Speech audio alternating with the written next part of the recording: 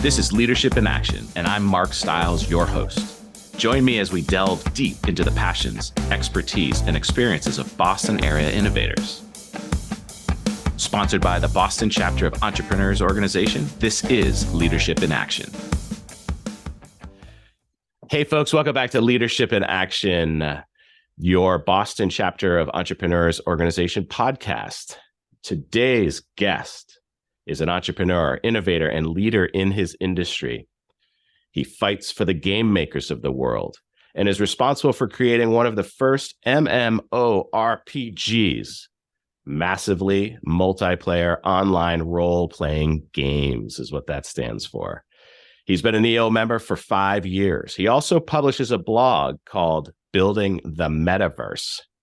CEO of Beamable, Jon Radoff. Welcome to the show, Jon. Hey, Mark, how are you? Thanks for having me.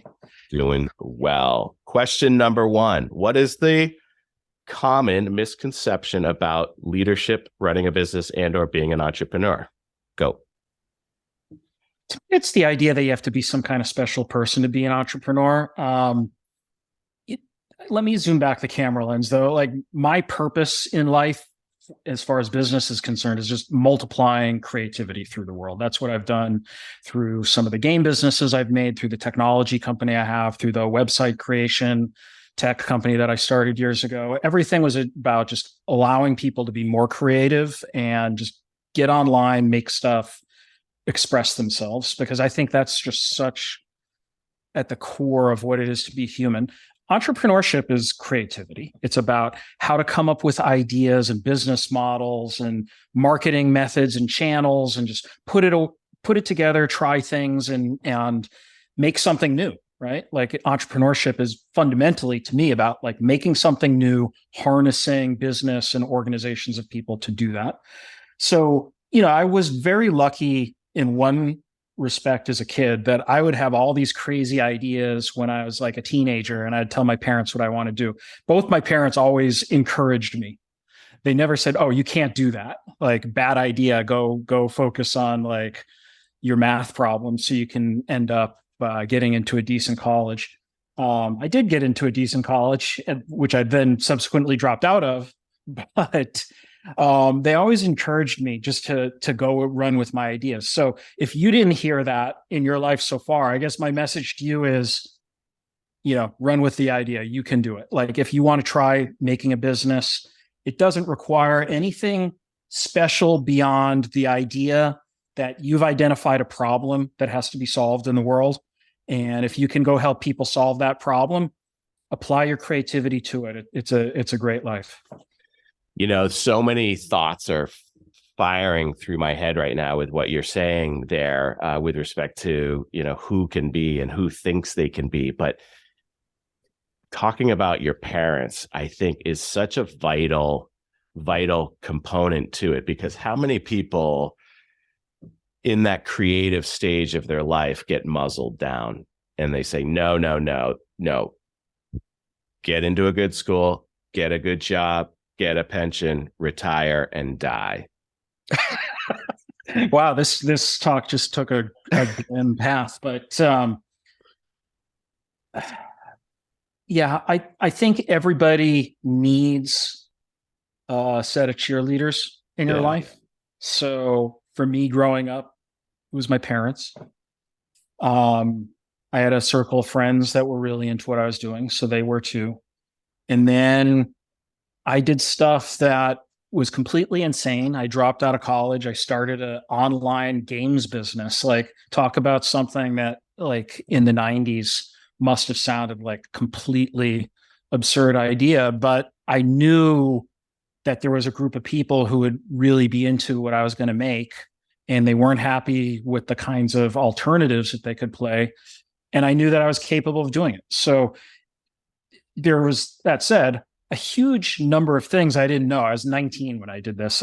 I didn't know a lot about the world, about people, about business.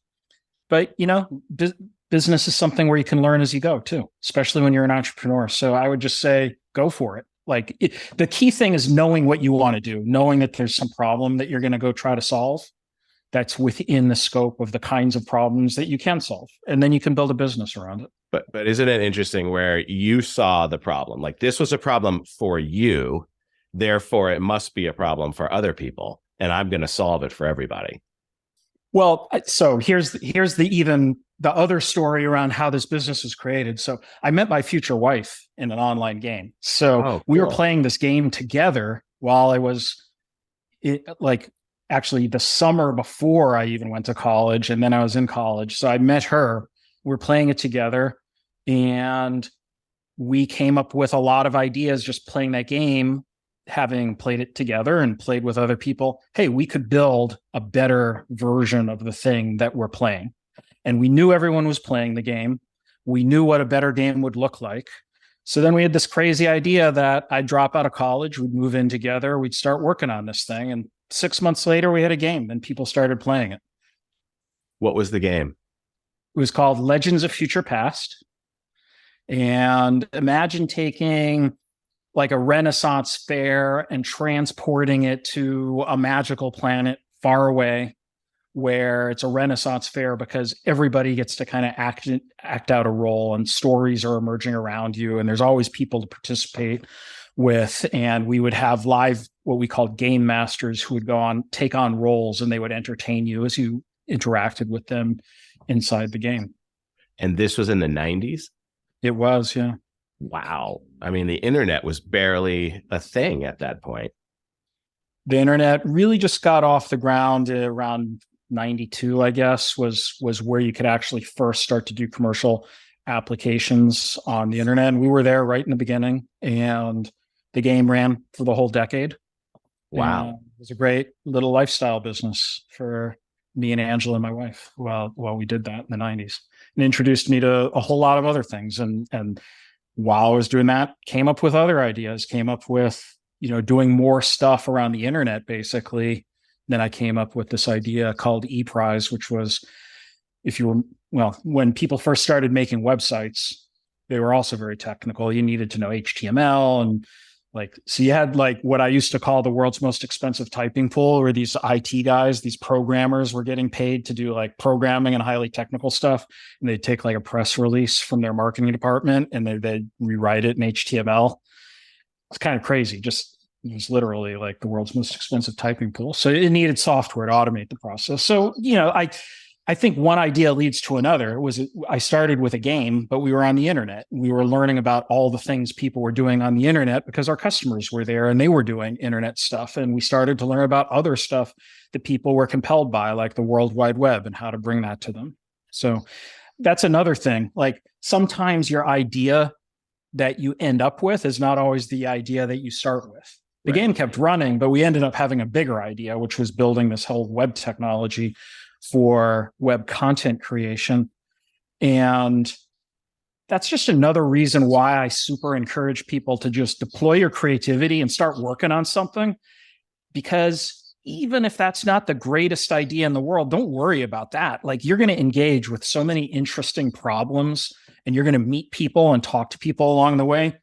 You might have that aha moment, which is okay, my original idea that was interesting to me, but now I've discovered a thing that's interesting to tons of other people. And that's where you're going to create a scalable business. That's really interesting. And it brings up a point where you hear entrepreneurs say all the time, we're building the plane on the runway, and we're hoping it goes well, but we can also, lack of a better term, I don't love this term, but pivot, right? So we see an opportunity in a different direction and wow, but it's also hard to leave that initial idea, right? You kind of get married to it and you hold on to it sometimes longer than you should. Well, there's pivoting completely away from your idea. Maybe you started out making a plane and you discovered that what the world really needs is electric scooters or something, and that's totally different. Or maybe there's pivots within the original idea. So you're still making the plane, but you're making planes that carry 2 people instead of 200 people or something, right? So I think you just have to kind of figure out things based on what do you learn along the way about your market? What do people really care about? If the market's telling you that the market is limited, we'll think of it that way, for your original idea, well, you have a lot of choices at that point. You could abandon the idea and just do something completely different. You could say, hey, this is a limited market. I'm not going to go do the thing where I go raise a bunch of money from venture capitalists to try to turn this into $1 billion company, but it's going to be a great business for me. Maybe I'm going to make a business that's a few $1 million a year, $10 million a year. There's absolutely nothing wrong with that. In fact, those are some amazing businesses with great sustainability behind it. Or you could say, look, like, I don't want to have $1 million business. You live once, and I want to make $1 billion business. And even if I fail, who cares? Like, I tried. Like, that's fine too. Then you may have to go with a completely different idea. But it all comes down to exploring the problem space and being curious and humble, I think, right? Because anytime we go and try to tackle problems that people haven't solved before, there's a lot of learning that you're going to have to do. And you have to have a willingness to set aside some of those original assumptions that you might have made in approaching a business. Well, it's the unknowns too, right? You're kind of market making, right? So you are out there on an island doing things that are not customary. People will say, you're crazy. Why are you doing that? Don't do that. That's never been done before. It'll never work. Unless you have parents like Jon had. Well, so there's going to, if you're lucky, you'll have the people already cheerleading you. Right. If you're not lucky yet, that's a good thing to spend some time on. Find some peers who actually you can look up to. I think that's one of the things that's great about EO, by the way, just to plug us as EO members here. Like, you do hang out with your peers. You're there with other entrepreneurs tackling super hard problems in their life, their family, their business. So, like, to me, that peer group is something that challenges me to always improve and do better. So that's like just one solution, though. Like, there's a lot of ways you can build your peer group of people, but hang out with people that do the stuff you want to do is one message. But at the opposite extreme of that, in your entrepreneurial journey, if it's anything like mine, a ton of people will tell you that your idea is lousy along the way and you can't do it. And here's all the reason it failed. Guess what? Like, every new idea was a bad idea until it was a good idea, right? Like, so they're not like telling you anything really interesting with that. No, they might tell you a few things that you might pay attention to. Maybe they'll tell you something about a kind of customer you didn't know. Maybe they'll tell you something technical about the problem that people have tried to work on before and it's super hard to solve. Those are good things to know, but don't focus on the naysayers. Focus on your idea and being open to learning, right? And the learning is going to happen across a whole wide range of people, the cheerleaders, the naysayers, but more importantly, your target customer, right? If we're in business, like, the fundamental thing that's true of every single business that exists is we're all in the business of serving customers. So go find the people who you think should be your customer and talk to them. Their feedback you should listen to. And if they tell you they don't like it, either you got to pivot to something else, or maybe you're talking to the wrong kind of customer, right? So those are some paths that you can consider. But again, how far do you go down that path of, no, everyone else is wrong. I'm right. I know I'm right. Everyone else is wrong. Everybody who's giving me this negative feedback clearly doesn't understand it. You know, at what point do you say, maybe I am wrong? Yeah. I mean, and sometimes it's just timing. Yeah. Like right now, some of what I'm known for is like all this content that I create around the metaverse and the future that we're going to on the internet. So just within the last 2 years, like, there's been some incredible innovation around artificial intelligence, for example, all based on these underlying technologies that frankly are not new. The core aspects of the technology languished in academia and little research labs really for decades. Some of this stuff goes back to the 90s. Part of it was that we didn't have the computation that could scale up as big as we have today to work on these problems. But a big part of it was also just people didn't fully believe in it. But that said, there were people that stuck with it for years and years and years. And now those people have created incredible businesses, incredible science. They're doing stuff like OpenAI. They're working at Facebook Meta, building stuff. They're working at startups, making some of, maybe you've heard about some of this generative technology that makes art for you off of algorithms that have been created. Like all that stuff actually took years and years and years to create. All along the way, tons of those people were being told that your idea will never work. And they understood things about it that no one else did, and they kept with it and stuck with it. So I'm sure that along the way, some people just gave up and they're like, oh, I'm going to do something else because it's taking too long. That is a reality of this. Like sometimes entrepreneurship is a perseverance game. Right. You got to stick with things for a long time before the market is ready for you for whatever reason. Right. Especially when you're out in front of it, right? I always use the analogy of you're out in front of the fastball, you're way out in front and people aren't quite there yet. The general population doesn't see what you're seeing yet.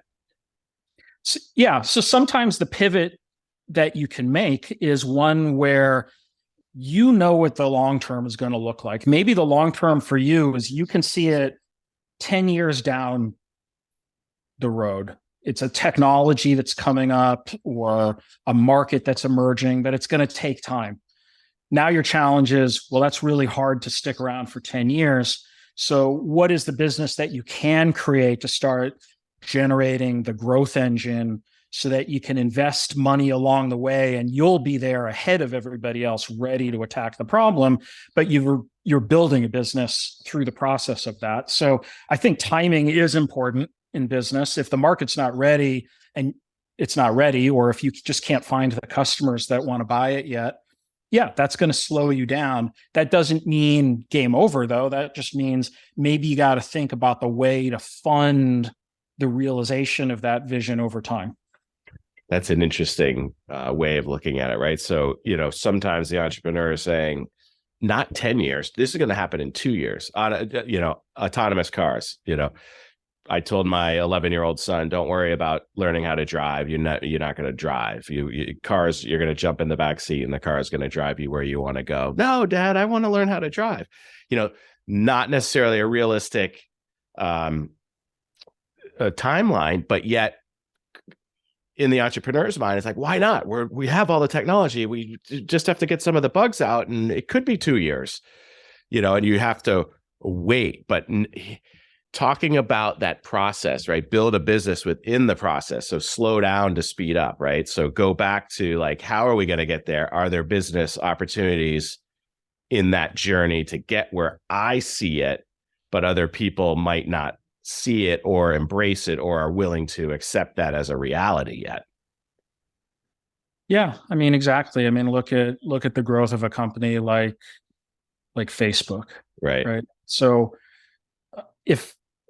if Mark had started with virtual reality as his go-to-market because he saw that as the end game and he just focused on that, it would have been a much slower growth path along the way. So he focused on just getting people online and connected with each other in a social ecosystem and being able to share content, sort of the much more immediate foundation that could lead to something like that over time.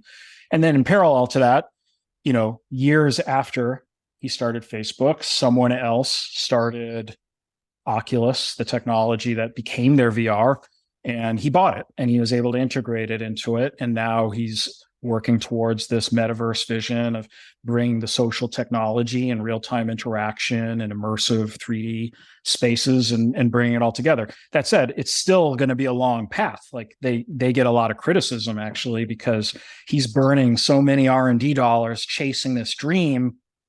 There's the Wall Street interpretation of that, which is, Wall Street probably would appreciate it if he just threw more profit up on the quarterlies right now.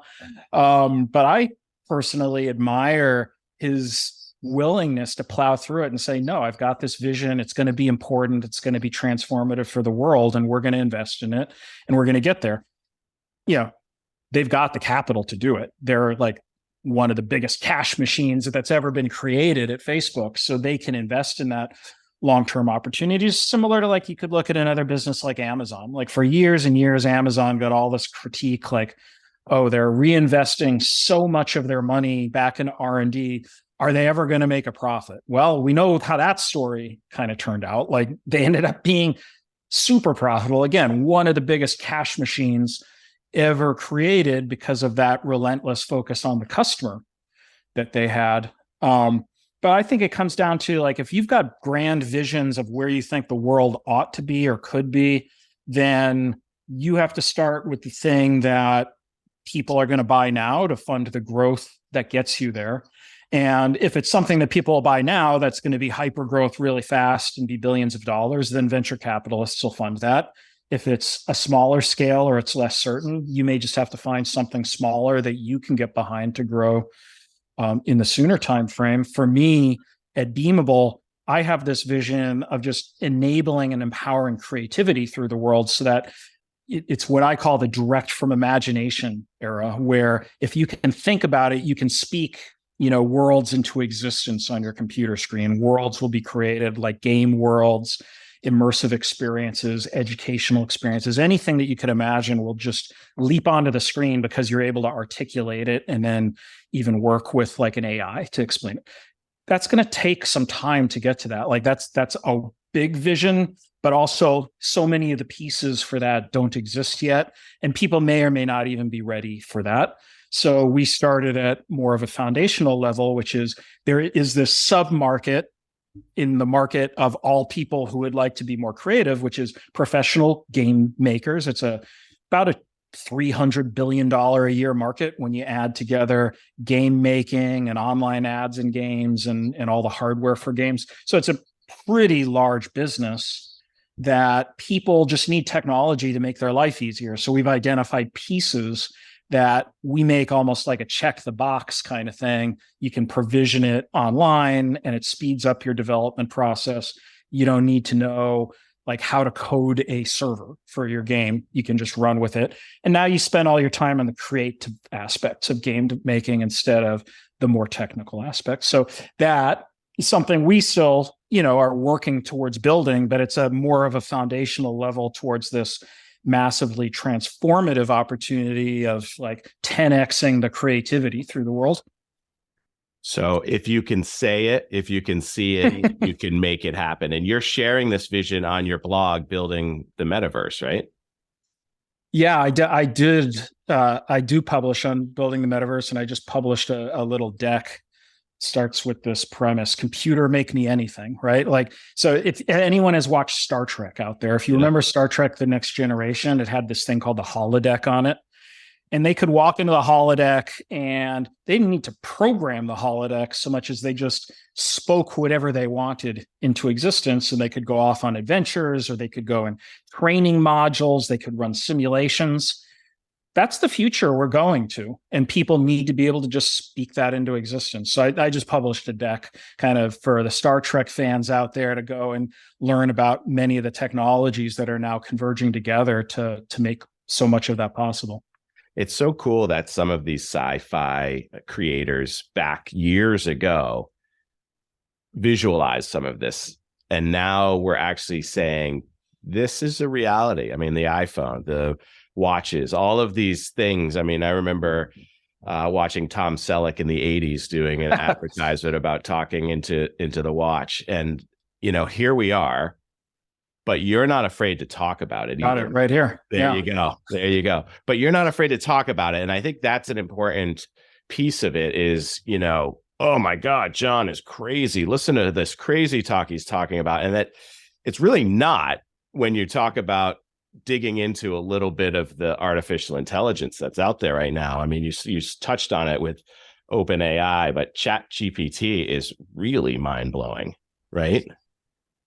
Yes. Well, so I've studied this stuff and learned so much about it. What I'm able to do when I write about it is just sort of,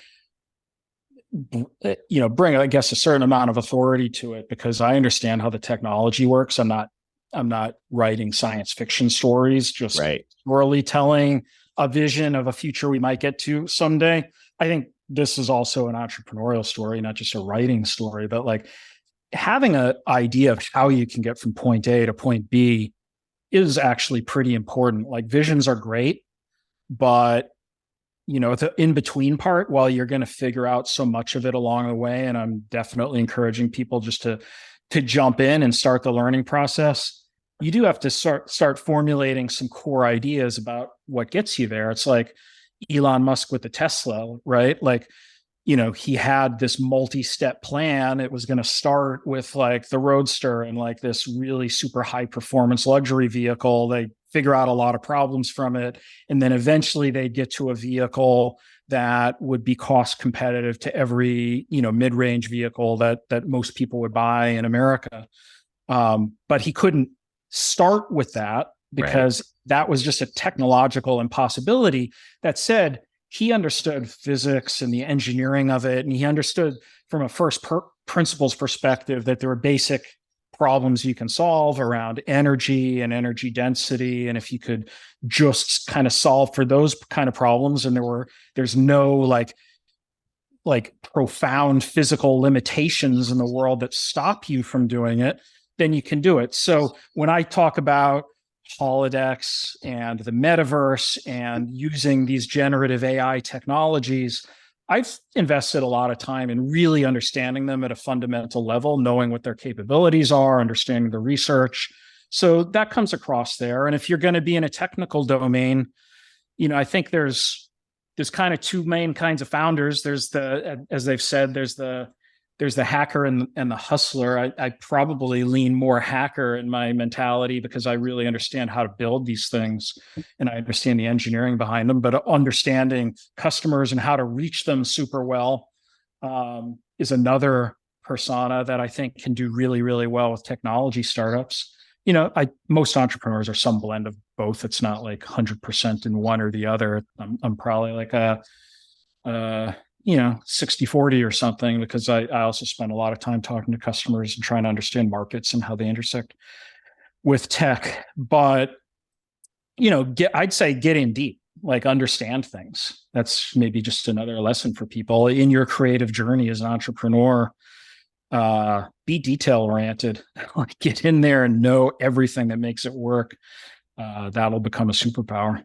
Right. So let's talk about AI a little bit. Like, where are we and where do you see a realistic 3, 5, 10-year outlook on it? Well, AI is going to be capable of doing an astonishing number of tasks that humans currently do. The rate of progress that's going on is exponential. The thing that's driving behind that is a massive increase in the amount of computational capability that is out there, both up in the cloud and supercomputers, but also on your devices.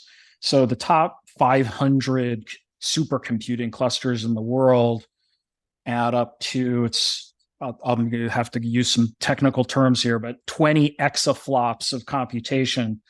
That's a lot of computer cycles. Anyway, look up exaflop if you want to know how much that is later.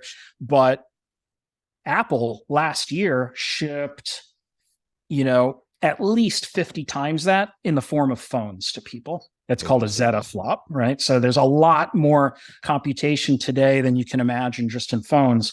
And that's because they shipped it with these things called neural engines, which are able to run artificial intelligence algorithms, what they call inference within the device itself. You can even train small models on it. And what that means is we're pushing out artificial intelligence capabilities pervasively through the world. And you actually need that for a lot of applications. Like right now, when you use ChatGPT, that's a giant model running up in the cloud. You access it with a web browser, meaning the inference is all being kind of self-contained in the cloud, and you're just accessing an interface to it. But actually, those artificial intelligence capabilities, so many of them are going to actually be right in the computers you use, your desktop computer, your device, and that's going to open up a whole bunch of additional capabilities. So the compute is just wildly exponential. In the last 2 years, we've added so much compute capability to the world that everything before 2020 is like a rounding error. When we look another 5 years forward, what we have right now will be a rounding error to the level of compute that we have in just a few short years. So that computation is something that's just happening. It's not quite a law of physics, but you can just look at the exponential curve and it's going to happen. Like there's not really a big question of it. So behind that, AI is able to have what they call more and more emergent capabilities, the bigger the models are or the more refined the models are. So on top of that compute, you're going to have a huge number of AI applications that can do more and more meaningful work. So sometimes people critique ChatGPT, for example, because they go in and play with it. Maybe it got something wrong. Take a step back, though. Like, who cares? Like, right. Yes, it gets things wrong right now. Number one, people are obsessed with it because it's a really amazing toy. Like, if that's all it was, if they wanted to ship a toy, they could make a big business out of shipping this AI conversationalist toy to people. But within a very short period of time, we're going from the technology that powers that to a new model that's called GPT-4. Right. And that's going to be far more powerful. What they found is the bigger these models are, the more capabilities they have. So like the earlier versions couldn't really do math at all. Like you'd give it a math problem in text and it wouldn't even understand how to add two small numbers together. With the current versions, actually, you can do some basic arithmetic functions. Still gets things wrong sometimes. It gets currently certain logical things wrong that it can't understand. Well, in the next generation, I bet you that a lot of those logical problems that you pose to it are going to be handled much better. And there's just going to be other types of algorithms, different approaches to training, different models. So all of this stuff is just exponential, and it's the compute, the number of scientists working on it and studying it has gone up exponentially. The amount of dollars from R&D is going up exponentially. So, 10 years from now, the world is going to look very different. And we as humans are not very good at conceptualizing exponential growth curves. We're pretty good at linear stuff. Like, if things go up a little bit like a staircase over time, we get that, but this isn't a staircase. This is going to be capabilities that are going to blow us away in, just this year. There will be amazing things. Next year, there'll be exponentially more amazing things. But computers will be capable of doing so much of what we do right now. And that is going to free up people to do other things, right? So I'm an optimist. I think that it means that we'll have a lot more time to pursue our creativity, to put things together, to solve harder and harder problems. I think actually robots are going to be one of the slower things to come, because solving all the things that we evolved to do really well in the environment of the world is actually still a super hard problem. I think we'll eventually get there, by the way, but that'll be a slower thing. So yeah, it's totally transformative. And it's going to allow smaller teams, even the individual person, to do much greater things than you can even imagine right now, because that person who has the idea, say we talked earlier about like everyone telling you how bad your idea is along your entrepreneurial journey. Well, that's only a problem insofar as it costs a lot of money and you have to put these teams together to go and help you solve that problem. But what if you have the idea in the future and you can assemble far fewer humans plus a bunch of AI to augment your team and fulfill all these hard domains that would normally have required far more capital and people? It means that we're going to dramatically increase the scope of problems that entrepreneurs can solve. And I think that's super exciting for the next decade. It is. It's extremely exciting. And I know a lot of people are really afraid of it. But your explanation is really helpful. And I hope it lands with people. If you were coaching or advising a junior in high school, senior in high school, what to be thinking about to study and to really get ingrained with looking forward to the future, what kind of specific knowledge would you recommend them to try to gather? Well, two things. I'll give a specific example and then a broader. thesis on it. So I do think that artificial intelligence is such a transformative technology. Absolutely everyone from people who have been in business for decades down to, not even the high school student, the tween who's just starting to think about what they want to do with their life. You do have to understand the impact that artificial intelligence is going to have in that. Now, that may mean that maybe you'll work in artificial intelligence or machine learning and figure out how to apply those tools to a problem that you really care about. Or maybe you'll even work on the underlying algorithms, like you want to go into computer science and figure out the next set of AI algorithms that are going to power problem solving that we can't currently do effectively. But either way, like artificial intelligence is going to be a tool that people need. Like, could you imagine not using a computer today? In most businesses, like almost every business uses a computer of some kind, even if that computer is like this phone, right? Like we call them phones, but they're really just pocket computers, and they're incredibly powerful, right? Much more powerful than even any desktop computer that we had just a generation or two ago. So you need to understand how artificial intelligence is going to impact that. And unfortunately, I don't think that our educational institutions are actually that good at like training people for things that change at this kind of an exponential rate.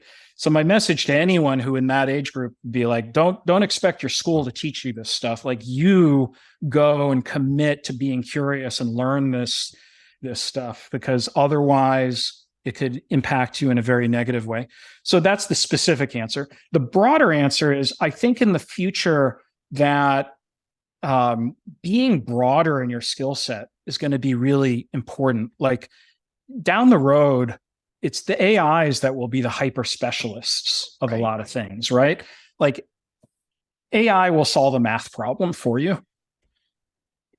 I think for a certain number of people, understanding all of the proofs within, higher mathematics is going to be important, but it's going to be a niche area of study for a few people, almost like an area of history. Like understanding the history of how this stuff was created is going to be important for some people. But that's just an example of something where in the future, you already can pose like calculus problem to a computer and it'll just solve it for you. Like that doesn't even require AI. But in the future, much more complex problems, you'll be able to pose virtually any mathematical problem and the computer will be able to come back with a solution for you.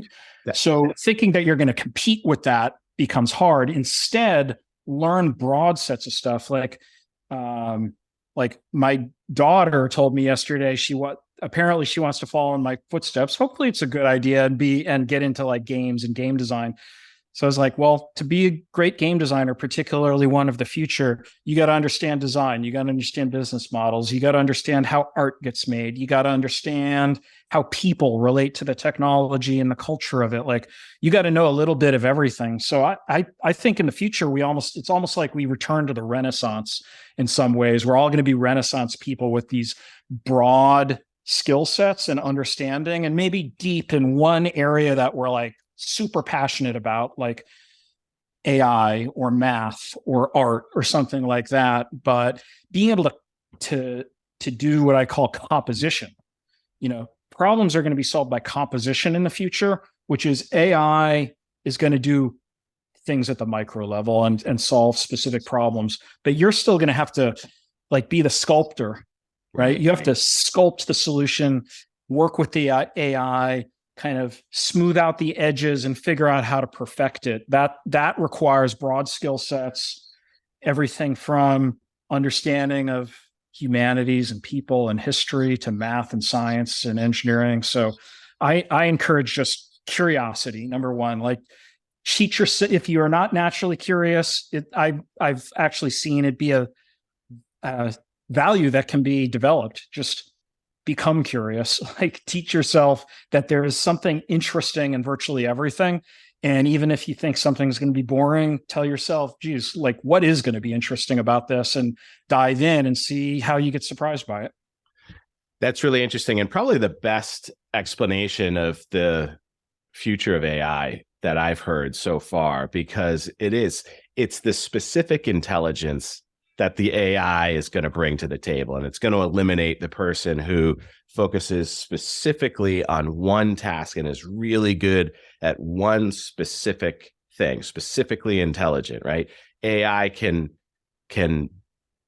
step into that, right? So be more of the general contractor, be more of the umbrella that is able to see all of it put together, and you're going to be all right, right? So the folks that are afraid that artificial intelligence is going to wipe out, you know,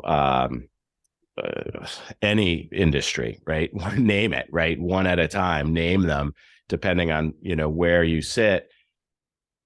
Think about that as the solution, the general intelligence, where I see entrepreneurs being more often than not the general intelligence, the generalist, right? They understand a bunch of different things, some more than others, like you said, but not one specific thing, because that's not going to make a very successful business. I think being able to go deep on certain subjects is important, and bring real substance behind your problem solving. The business leaders I look up to, I think, are like that. Elon Musk, certainly in the physics and engineering domain, but Steve Jobs he was sort of a generalist from a tech perspective, but really incredible designer. Like, he really understood the human factors that go into the design of a product that could make it stick and work for people. And he understood how to package things together into this whole that just worked from a product perspective. So I do think you have to have an honest self-assessment of where is the area that I'm well suited to going deep on, and think about doubling down, tripling down on that. But be very open to the idea that you can't just be sort of single domain, narrowly focused. You're going to require this broad set of life skills, technical skills, people skills, marketing skills, financial skills to be successful as an entrepreneur. And the good news is today, so much of that information is just out there, right? Even if you're someone who didn't grow up in a community where those mentors were readily accessible to you, well, there's so much content that you can get to online today. There are business leaders out there who share that knowledge and start learning, and then better yet, learn by doing. Just thrust yourself out there and do whatever you can. I do think, though, that the future could get hard for people that their self-identity is, I'm going to be the best in the world at one particular thing. Right. That's already hard to do, to be literally the best in the world at something. But, look at Lee Sedol. He was the guy that he was the best Go player in the world, which is this, ancient board game from Asia. So an AI beat him a few years ago. Apparently he hasn't wanted to play Go since then. It's kind of depressing story, right? That hyper specialist, I think for certain kinds of jobs, probably a lot of jobs in the future, that's going to be tough for some people, that their whole identity is built around that. But for people who are about kind of looking at the broader picture and want to compose things and be more like the Renaissance person, I do think this is going to be super exciting over the coming decades, because you're going to have so many superpowers around putting those pieces together and trying out ideas and rapidly iterating and accelerating through various problems that you want to solve.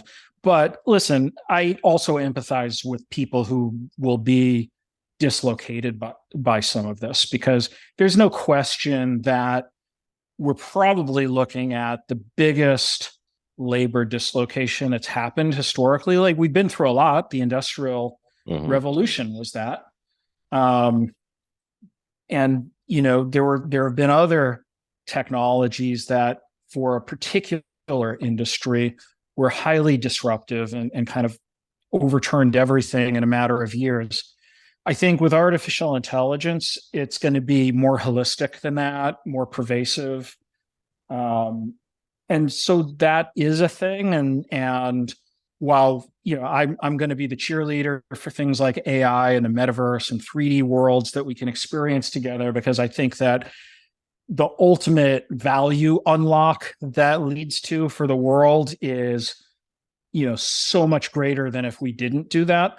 But along the way, we as a society are going to have to figure out like how to work through the fact that people are going to be impacted, and some people are going to find that they either have to learn a new skill or maybe even be in a different line of work way faster than that they were anticipating. So what I say with love to everybody who is worried about that is that your concern is not completely unfounded. I think it is coming. Try to take to heart learning as much as you can about this, and either figure out how to take what you already like doing and using the artificial intelligence technologies, the metaverse technologies that are coming to help you multiply what you're already doing. Or, it's okay to consider changes and do something else. Or maybe it's just sort of a one step away from being like the hyper specialist on something towards you're going to be more of the composer who plays with a lot of pieces and puts them together. I love it. I love it. Tell me, folks, we're gonna keep going here. I know this is a little bit longer than usual, but I'm curious, right? At the end of the day, curiosity is what we're talking about right now. So, metaverse. Let's talk about that for a little bit. What is it? Metaverse. Where is it? What's it? Where is it going? What are the opportunities? All of it. Yeah. Well, I guess we should start by talking about what it means. And I feel like a little bit of a hipster saying this, but I was talking about like metaverse before like Facebook came along and decided to make it their whole thing and rebrand to Meta and all that. And now it got overhyped and people are trying to pretend that maybe they didn't talk about it for the last year. I'm happy to keep using the word and talk about it, because I think I kind of have a duty to, since I was there a little earlier than others. And I think the things behind it are still important. So that's one thing for people as they are hearing this. Maybe think about the drivers, the culture change and whatnot that are behind this label that we use, metaverse. The label actually isn't all that important. Who cares what the word is? We can talk about what people mean, and then I'll talk about what I mean and what I think is important behind it. So first of all, it's a confused term because people mean different things. Sometimes they mean blockchain, right? So all these cryptocurrencies and NFTs and stuff like that, they're taking the pieces of that, which is like decentralized economies and financial networks. And to them, that's the metaverse. For some people, it's virtual reality. So you put on a headset and you completely transport yourself to another world. For some people, that's a metaverse. For other people, it's like these creative platforms that like let you just make worlds, virtual worlds, and share them with your friends. That's like a Roblox, for example. Like Roblox in the S1, when they were going public, they used the word metaverse. They called themselves that. But so there's all these different versions of the way people want to conceptualize it. And I think that there's elements of all three of those in how I think about where the technology is going. But technology is not the most important thing when we talk about metaverse.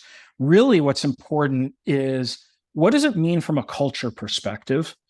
If you take a step back and you look at the way culture has developed over the last couple of decades, if you ask people how important their digital identity or their digital life was 20 years ago, not many people would have said that it was that important. For me, it was, because I met my future wife in an online game. So I'm like a really weird counterexample. And there were a few other people like me. But, you go back 20 years, that wasn't even a thing. But today, how many people, big parts of their life revolve around who they are online, the games they play online, sharing their photos of their kids online, whatever it is, going on to LinkedIn and engaging in professional network. So your identity has been taken out of the physical world and brought into the digital world. And for hundreds of millions of people today, on its way to billions of people, the core of what I think of as the metaverse is just driven by that fact that so much of our life revolves around this digital identity. And then where I take that is, well, if your identity is so important online, the natural extension of your identity, the way you actually express your identity is through your creativity, all the stuff you make and you put online. In the very earliest versions of that, you're taking photos, you share your photos online. That's a version of creativity. But in the future, it'll be anything you can imagine. That'll be supported through things like generative AI to help accelerate people's creativity. It'll involve the existing platforms like Minecraft and Roblox that people are building worlds in. All those kind of things are going to get way easier to use.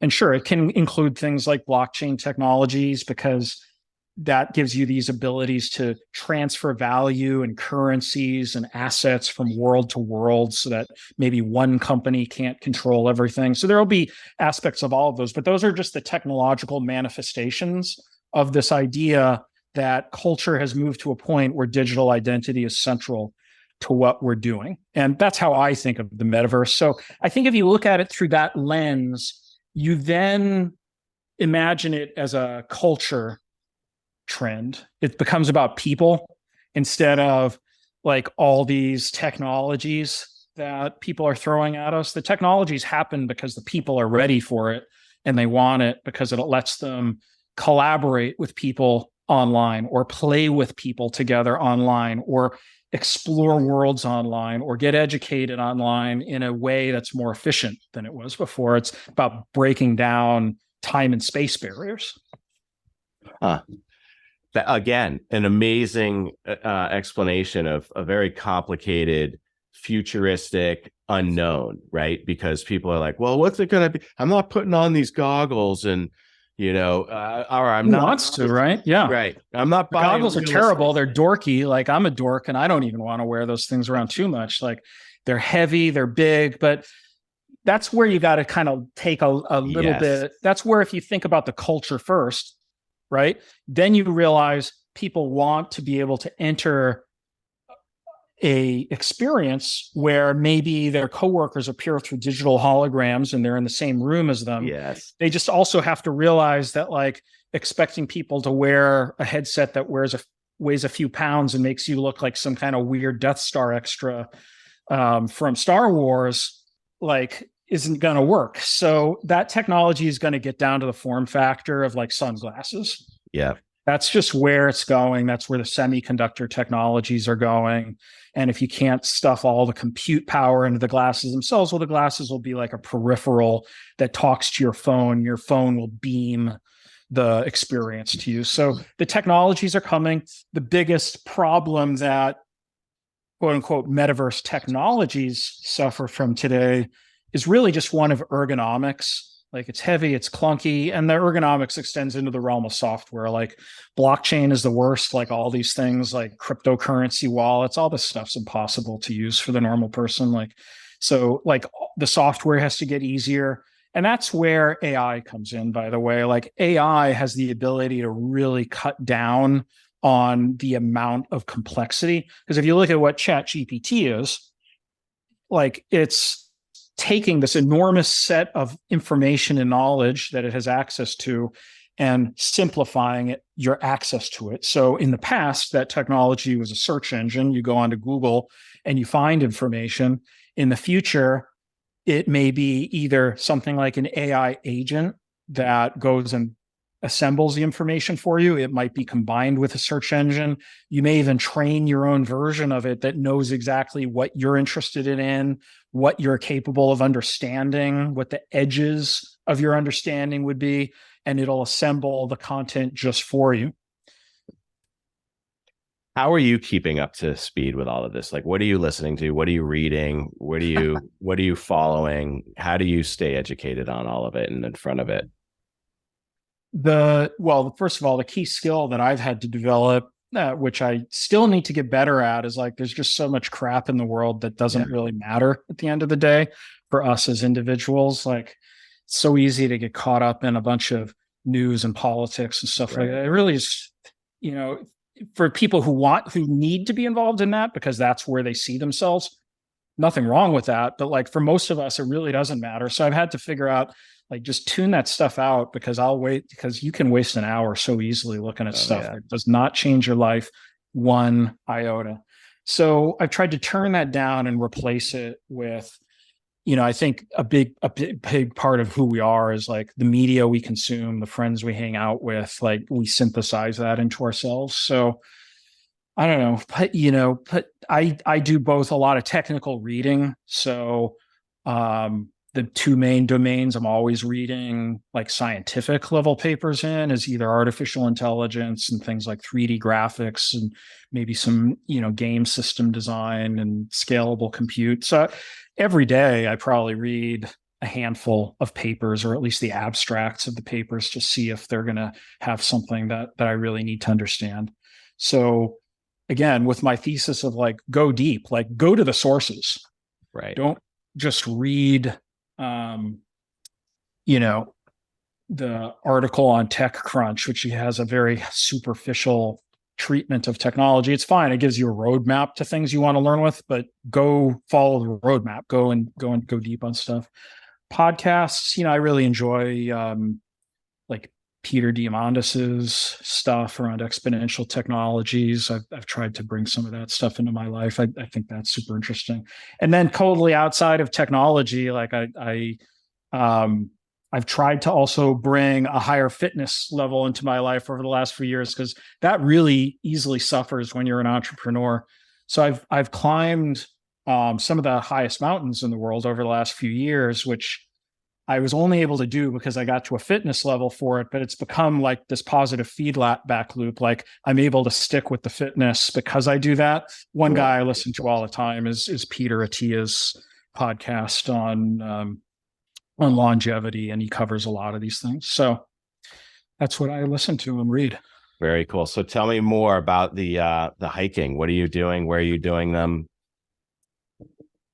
Well, the last place I went was Everest Base Camp. I hiked around Nepal for a couple of weeks, and don't have any personal desire to stand on the summit of Everest, but got really close and got up another summit nearby called Kalapatar, which vastly exceeded my expectations. Got to the top of it and it was an amazing view. Wow. So I did that most recently. I climbed some volcanoes in Ecuador a year ago. I've been to the top of Mount Rainier out west. I've been to the top of Mount Kilimanjaro. I'm working my way through the 50 highest peaks in the United States. So that's kind of my life goal for the next decade. That is very cool. That is very cool. Well, I appreciate you spending all this time with me. If someone wanted to connect with you, how would they best do that, Jon? So anyone's welcome to reach out to me at my company. I'm Jon@Beamable.com. If you're a game developer, then definitely check out our platform, but I'm also happy to talk to anybody who's curious about this stuff. My blog is called Building the Metaverse. It's on Medium. It's super easy to find me on LinkedIn. Connect with me there. You can find me on Twitter. I'm J Radoff, JRADOFF on Twitter. So those are all good places. So whichever one you're already comfortable with, email, Twitter, LinkedIn, those are good places to connect. Very cool.